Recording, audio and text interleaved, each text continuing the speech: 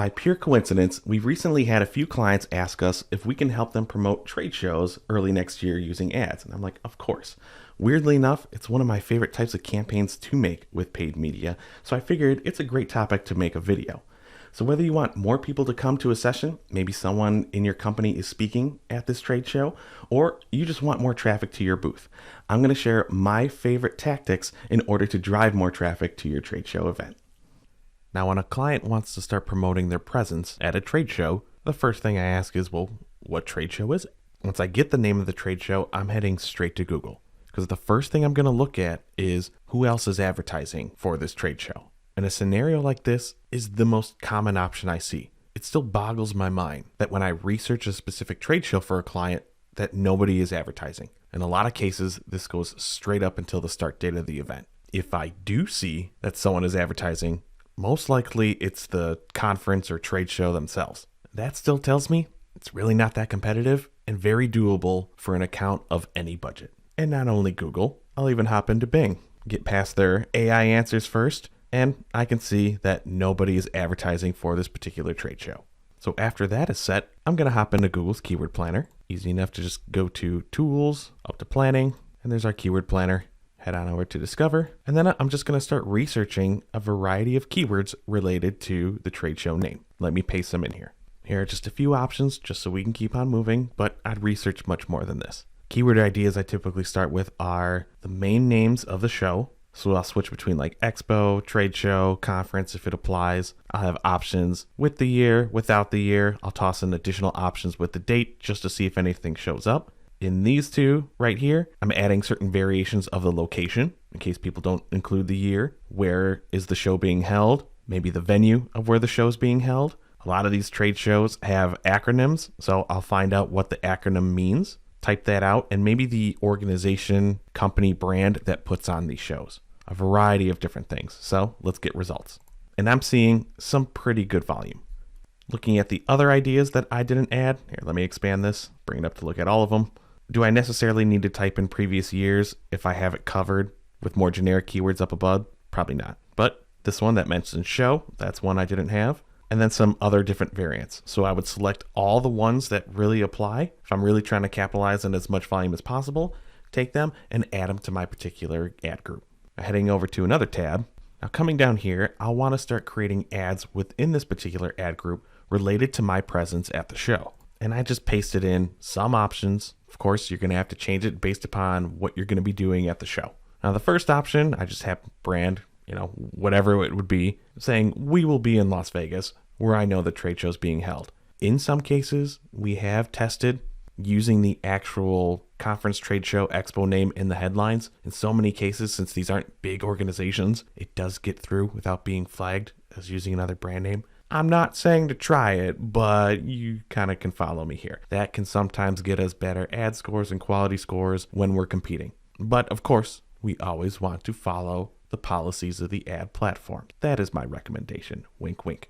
And ignore my spelling error. There we go. I corrected it. Letting them know where we're going to be at the event so they can find us. We do this pretty much every time. And I can honestly say every time when we get feedback on how the trade show went, they get a lot more booth traffic. Because we already talked about there's really not a lot of competition in these types of campaigns. So if we're the only one out there when people are actively researching, saw the search volume for these keywords, we can really build awareness and let people know we have a presence at the show. Other types of things we like to add to our ad copy is why should someone visit? Is there something that they could win?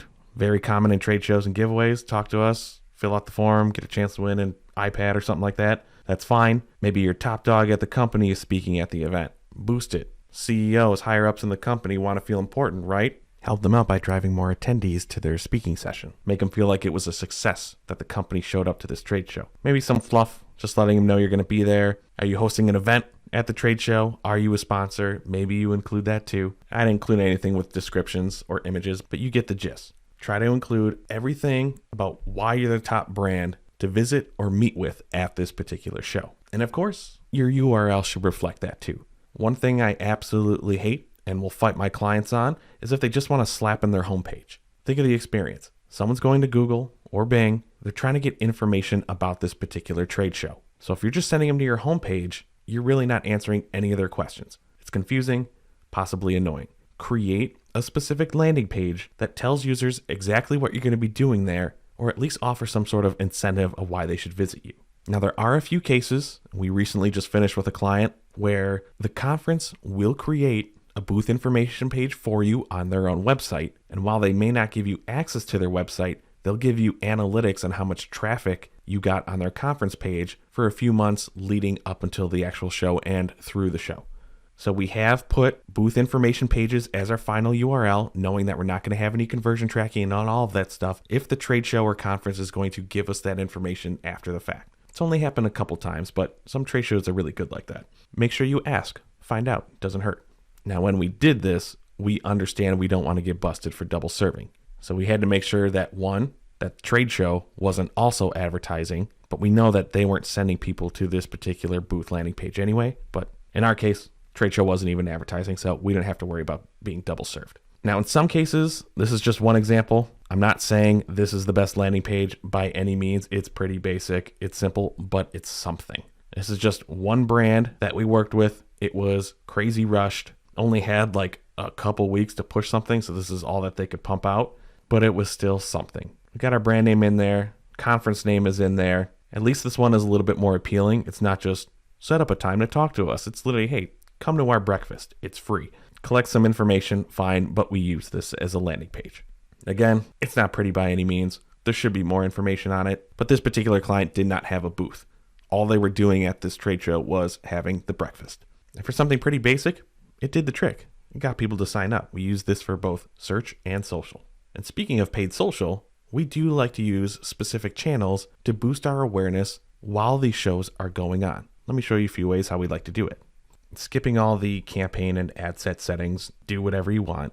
The first thing I'll do is look at the dates of when the show is happening. Since these are part-time events, we'll definitely want to make sure that we have an end date. I typically use the start date of a day before the show actually begins. Why? Well, in my head, many people, like me, like to travel at least a day ahead just in case there's any travel issues.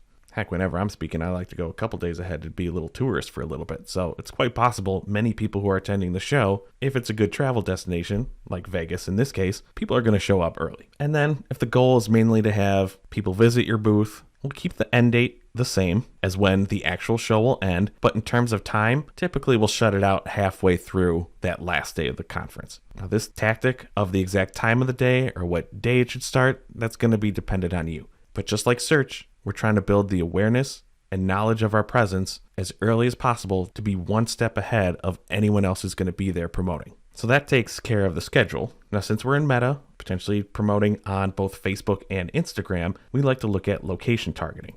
It's in Vegas. I don't need to target the entire United States. Facebook does have some specific locations. In this case, the show was at Mandalay Bay, so don't need to get into downtown. I could target the main strip, but the main strip can be pretty big too. There are going to be a lot of people in Vegas at any given time. So maybe that's not the best option. Now what we can do, if I zoom in, there we go. Mandalay Bay is around here somewhere. I'd probably reference Google Maps, find the exact location of the convention center, drag and drop a pin. Now, Facebook is going to have it to be a 10-mile radius. I'm going to drop it to be as short as possible, which is 1 mile. And then I'm going to run ads to users within this area at this very moment. Vegas might not be the best example. I'll admit it. There's a lot of people here. However, if you're in other cities that are a lot smaller, understand who you're targeting at that moment. But also, we're just talking about location targeting here. When we're actually adding targeting options to these campaigns, I'm going to make it more specific. Here's where I'm going to target people who are in any of my remarketing audiences. They visited my website or landing pages at any moment. They visited any of my Facebook or Instagram profiles. I have a particular client lead customer list that I'm uploading and targeting. Or if you can find any other third-party targeting options that really fit within your industry, that's really going to cut down the volume here a lot. So you're just focusing on those types of people who have the best chance to be attending the trade show within this moment. And from a Facebook and Instagram standpoint, it's so habitual for people when they're bored, just standing there, pulling out their phone, endlessly scrolling. What do they do in their hotel rooms? What do they do in the bathrooms? You know you do it, don't lie. We can also run specific targeting options like this with Google Display. Think of PMax, standalone video campaigns, We can get specific with location targeting in these channels down to the zip code level. Target a super small area while the show is going on to people who have a good chance of being at the show. Now, one of the targeting options I mentioned are customer lists. A lot of trade shows and conferences will give you the list of attendees. If you're worried about first-party data, maybe confirm with the trade show, but odds are when someone signs up for a show, it's there within the policies. They will give attendees information to all of the booths and vendors who are going to be at that show. It's just the way it is. So we'll use those if it's large enough, know the customer match limitations for all of these channels, and start getting in front of those users to make it specific. Heading up to another tab, if you're finding out that your contact lists from these trade shows are too small to use, maybe use LinkedIn and bump it up. Use the same. Now this can either be done while the show is going on, or you can use this tactic as well to build up a presence ahead of time, before the show even launches. But look at the emails within the contact list. There's a good chance a lot of them are going to be work-based emails where you can find the domain. Learn the names of the companies. Then use platforms that have ABM targeting, LinkedIn, maybe audience ads in Microsoft. Quora just announced a beta for ABM targeting. What other tools you use, and then start adding those companies to a campaign. I just chose something, so not related, but you get the point. You may not know specifically who from these companies are going to be there, but you know someone from the company is attending. Maybe the boss of the person who is attending will see your ad ahead of time and say, hey, so-and-so, check out this booth when you're there. Let me know what they have. And then maybe they can bring that information. It's all about doing the best you can to get in front of people who are actually going to be there to drive awareness and traffic to your booth.